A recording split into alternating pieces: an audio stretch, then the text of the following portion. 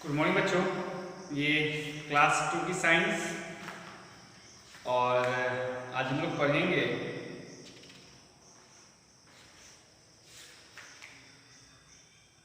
तो जो 4 क्वेश्चन थे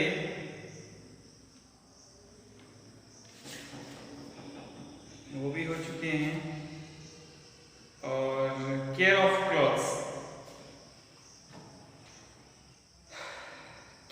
क्लॉथ्स हम लोग को पढ़ना है, तो उसके लिए आप लोग रेडी हो जाएं।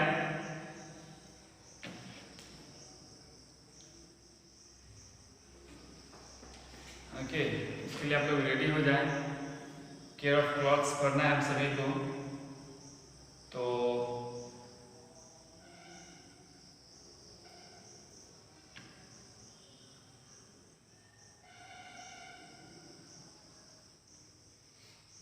सबसे पहले आप लोग अपना अटेंडेंस बनाइएगा।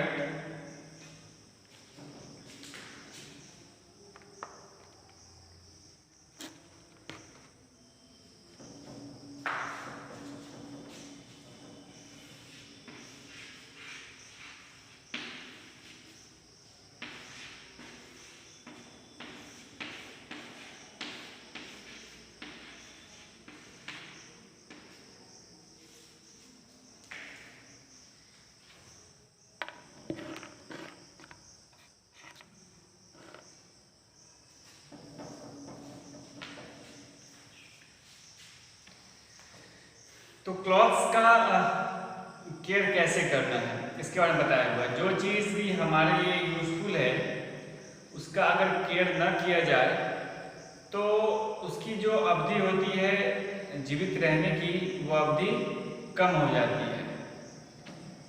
तो उसको बनाए रखने के लिए, ठीक है, क्लॉथ्स का केयर करना ज़रूरी होता है।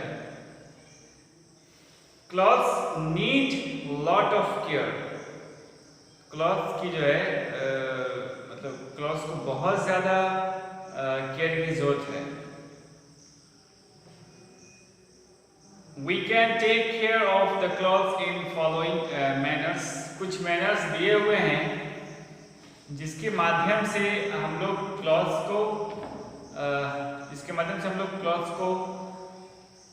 का केयर कर सकते हैं। जैसे फर्स्ट है, clothes should be washed regularly with good detergent powder. Clothes को जो है हमेशा एक गुड डिटर्जेंट पाउडर से धोना चाहिए। मेरे कहने का मतलब ये है कि जो सही डिटर्जेंट हो, ओके, उसी डिटर्जेंट से क्लॉथ्स को धोना चाहिए। अभी मेरे अनुसार जो सबसे अच्छा डिटर्जेंट है वो है सर्फ एक्सेल। ठीक है, अभी जो सबसे अच्छा सर्फ है वो है सर्फ एक्सेल। मैं उसका प्रचार नहीं कर रहा हूँ, लेकिन मैं अपना एक्सपीरियंस बता रहा हूँ कि उसमें कपड़े बहुत अच्छे साफ हो जाते हैं। हाँ, वो थोड़ा कॉस्टली ज़रूर होता है, लेकिन उसमें कपड़े खूब अच्छे से साफ होते हैं। ठीक है, इस बात की भी गारंटी है और इसका मैं खुद यूज़ करता हूँ। गलत डिटर्जेंट का इस्तेमाल करने से क्या होता है कि एक तो आपका कपड़ा ढंग से साफ होगा नहीं और आपके कपड़े की आयु भी कम हो जाएगी। आई मीन कि वो कमज़ोर हो जाएगा। ठीक है, जितना आप दिनों तक उसको आप पहन सकते हो, मान लो कि आप 2 साल तक किसी शर्ट को पहनते हो, तो गलत डिटर्जेंट के इस्तेमाल से वो उसको आप बहुत ज़्यादा पहनेंगे तो 1 साल तक पहन सकते हैं। इसलिए सही डिटर्जेंट को चुनिए और उसका इस्तेमाल कीजिए। उसमें एक एग्जांपल सर्फ एक्सेल भी है, बाकी और सब भी अच्छे हैं, लेकिन अच्छे वाले को चुन कर ही उसका इस्तेमाल कीजिए। After washing, cloth should be dried properly in bright sunlight. धोने के बाद उसको जो है, यानी कपड़े धोने के बाद उसको प्रॉपरली सुखाइए सनलाइट में। ठीक है, उसको प्रॉपरली सनलाइट में खूब अच्छे ढंग से सुखाइए। सुखाने से क्या होगा कि अगर कपड़ा गीला नहीं होगा तो जैसे गीला कपड़ा को उठाकर, ठीक है, मतलब कि 90% सूख चुका होता है, 10% वैसे ही गीला रहता है, तो उसको उठाकर हम लोग एक जगह रखकर किसी कोने में रख देते हैं। उससे क्या होता है, उस कपड़े से बदबू आना शुरू हो जाती है। तो कपड़ा जब तक खूब अच्छे से ना सूखे सनलाइट में, तब तक उसको आयरन मत कीजिए, तब तक उसको अरेंज मत कीजिए, रखिए मत, उसको खूब अच्छे से सूखने दीजिए, उसके बाद ही उसको अरेंज कीजिए। थर्ड है, woollen and silk cloth need special care. Woollen और सिल्क क्लॉथ जो आता है उसको एक स्पेशल केयर की जरूरत होती है, यानी कि उसको बहुत ही ध्यान से धोना होता है। जैसे कि हम लोग रुमाल होता है कॉटन का, उसको रगड़ रगड़ के धो देते हैं, ठीक है, ध्यान देते नहीं, तो बस जल्दी से साफ हो जाए, उसको फिर धोकर झाड़कर सुखाने के लिए छोड़ देते हैं। लेकिन जो वुलन क्लॉथ्स होते हैं, जो सिल्क क्लॉथ्स होते हैं, उसको खूब अच्छे से ध्यान लगाकर उसको धोने की ज़रूरत है, क्योंकि ये बहुत जल्दी ख़राब हो जाते हैं। आपकी थोड़ी सी मिस्टेक के कारण ये बहुत जल्द ख़राब हो जाते हैं।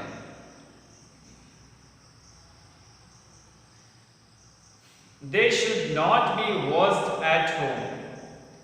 इसको कभी भी घर पे नहीं धोना चाहिए, ठीक है। These clothes are dry cleaner. These clothes are dry cleaner. इसको dry cleaner जो होता है तो चार्ज ज़्यादा लेते हैं। जैसे कि आप वॉशमैन के बाद धुलवाते हैं, जो धोबी होता है उससे अगर आप नॉर्मली कपड़ा धुलवाते हैं, ठीक है, तो उसको वो धोने में बहुत ज़्यादा 10 रुपया 15 रुपये लेता है। लेकिन उसी कपड़े को जब आप ड्राई क्लीनर में जाएंगे धुलवाने के लिए, ठीक है, तो बहुत ही केयर के साथ होता है, तो उसके चार्जेस ज़्यादा होंगे, तो वो 60 रुपया 70 रुपया, कभी कभी 100 200 ऐसे लेता है।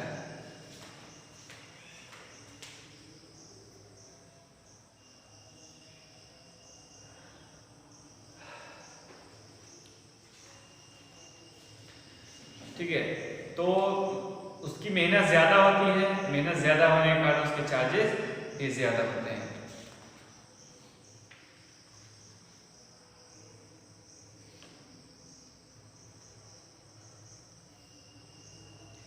They should not be washed. We should put mothballs in between these cloths when they are not in use.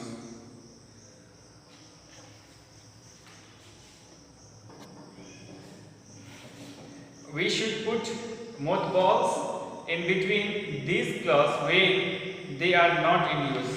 कुछ कपड़े जो होते हैं जिसका इस्तेमाल हम लोग रेगुलरली करते ही रहते हैं, ठीक है, दो चार ऐसे जोड़े होते हैं, ठीक है, जिसका इस्तेमाल हम लोग रेगुलर करते रहते हैं। लेकिन कुछ ऐसे कपड़े होते हैं जिसका इस्तेमाल हम लोग मतलब ज़्यादा समय पे करते हैं, तो उसमें क्या करना है कि उसमें मोथबॉल्स यानी कि जो सॉलिड बॉल आता है उसको उस कपड़े के बीच में रखा जाता है, ताकि उसकी जो स्मेलिंग होती है वो इंसेक्ट को भगाती है, ठीक है, इंसेक्ट को भगाती है। तो इंसेक्ट को भगाने से क्या होता है कि उस कपड़े में कोई कीड़े नहीं लगते हैं, ठीक है, कपड़ा सुरक्षित रहता है। आप कभी कभी देखेंगे ना कि किसी का जब संदूक खोला जाता है तो उसमें से किसी टैबलेट की बदबू आती है, ठीक है, बहुत ही खराब बदबू नहीं रहती है, लेकिन इतना तो बदबू रहता है जिससे इंसेक्ट भाग सके। We should store our clothes in a clean and dry place. हमें हमेशा अपने क्लॉथ्स को जो है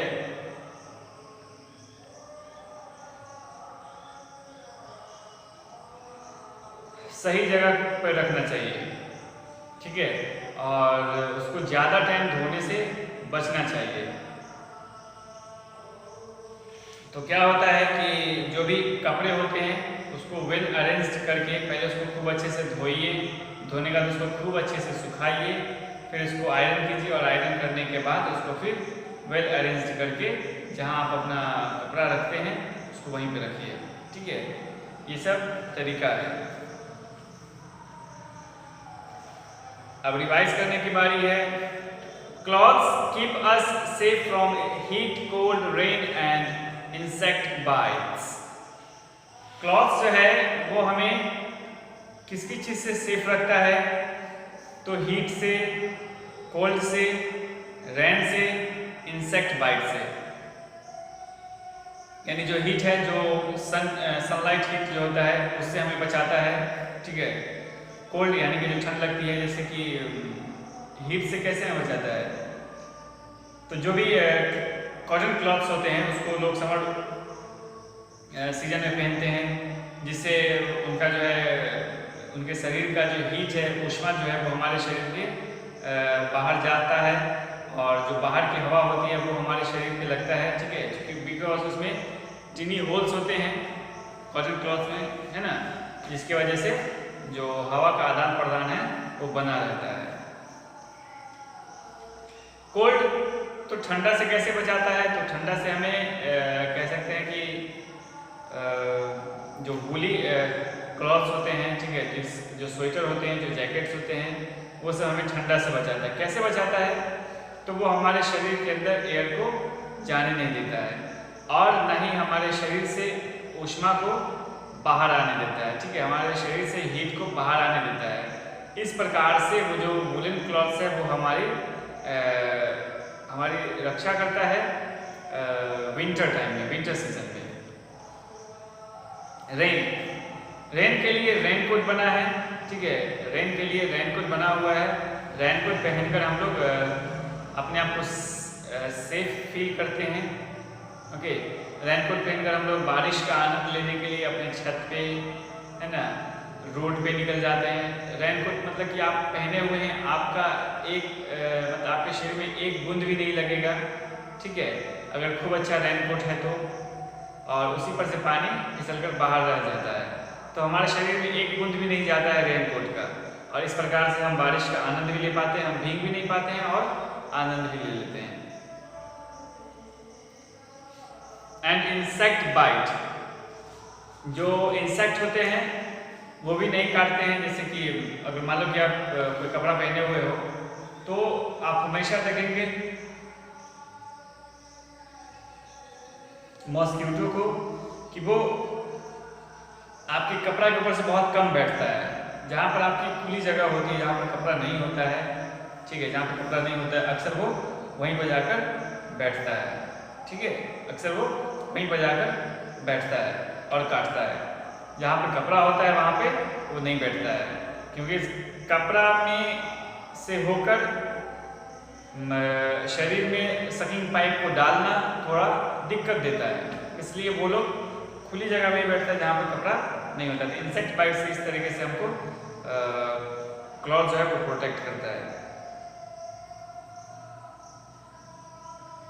Clothes are made from natural and man-made or synthetic fibers.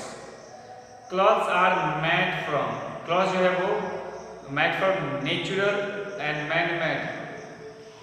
Clothes जो होता है वो man-made या फिर natural material से बनता है।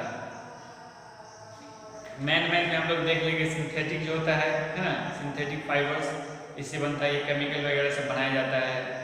और इसमें जो है जैसे ही आग पकड़ता है तो आग पकड़ने के बाद ये हमारे शरीर पे चिपकने लगता है, ठीक है, जो कि काफ़ी डेंजर हो जाता है। इसलिए बताया जाता है कि कभी भी सिंथेटिक क्लॉथ पहनकर किचन में नहीं जाना चाहिए, कभी भी आग पकड़ सकता है।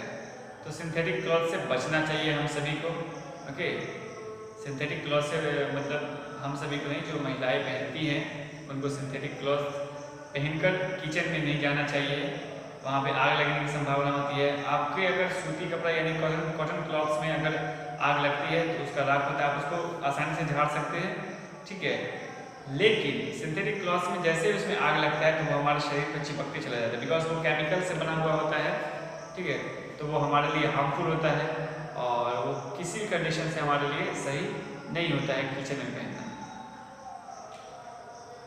We get natural fibers from plants and animals. हम लोग नेचुरल फाइबर जो है वो प्लांट्स और एनिमल्स से दोनों से प्राप्त करते हैं। नेचुरल फाइबर में आप देखेंगे जो सिल्क है वो हम लोग सिल्क वर्म से प्राप्त करते हैं। सिल्क वर्म जो होता है वो मलबेरी लीफ में होता है, ठीक है, सिल्क वर्म जो होता है वो मलबेरी लीफ में होता है। और उसी से हम लोग सिल्क वर्म से ही हम लोग सिल्क प्राप्त करते हैं।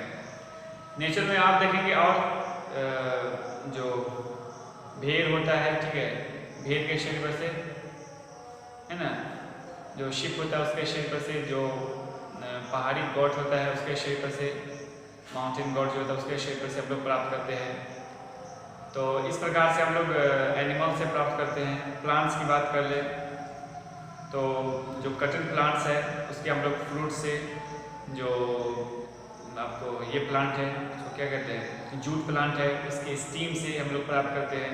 तो इस प्रकार से प्लांट्स से और एनिमल से, दोनों से हम लोग प्राप्त करते हैं, और ये दोनों जो है नेचुरल है, ठीक है, ये दोनों नेचुरल।